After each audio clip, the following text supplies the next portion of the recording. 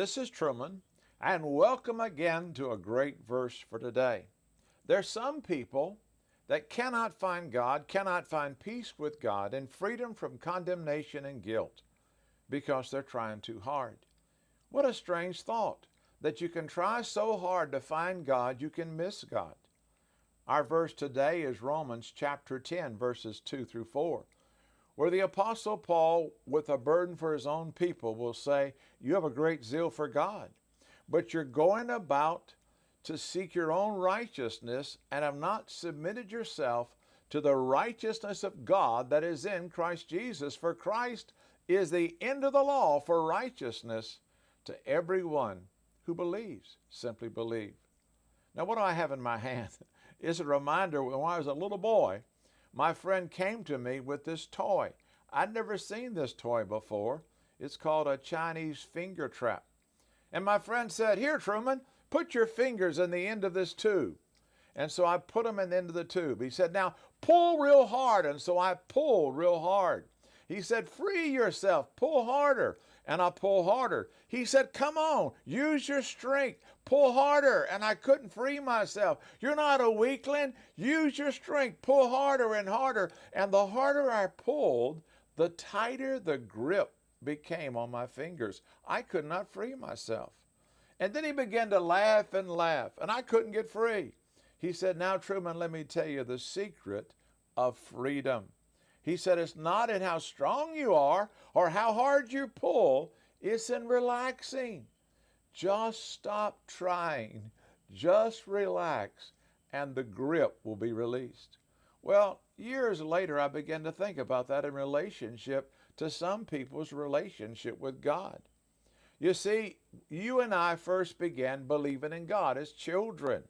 The intuitive knowledge of God is in us. The hand of creation we see. The moral law code is there.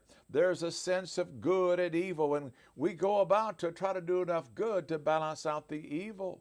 And for those who are sincerely seeking God, they have a zeal for God. They join a religion. They try even harder. They, like the Pharisees, they began to tithe, began to keep the Sabbath, began to give the poor. They began to clean the outside of the cup. They do all they can to free themselves from guilt and condemnation, but they're not freed. And this is who Paul is addressing. He's addressing you and I as well. You see, because the secret of salvation is not in anything we can do. You see, our religious nature says, do this and live. I must do something to make myself right with God, presentable to God. I must somehow pay in some way for my sins. But that means we try harder, and the grip and condemnation is stronger and stronger. No one is saved by his own strength or effort. Listen to Hebrews chapter 4, verse 10. For he who has entered into God's rest, notice the word rest. How did he enter God's rest? It tells us he has himself ceased from his own works, as God did from his. And so he presents salvation not by beginning by doing, but by entering God's rest, by actually ceasing from our works, by doing nothing. You say that doesn't make sense. Well, the message of the gospel is from the cross. It is finished. It is not something that we can do to free ourselves. It's what Jesus did, lived the perfect life for us, paid our sin debt, conquered death, and He's reaching out to us saying, stop trying so hard. Just trust me. Just relax. Just call upon my name.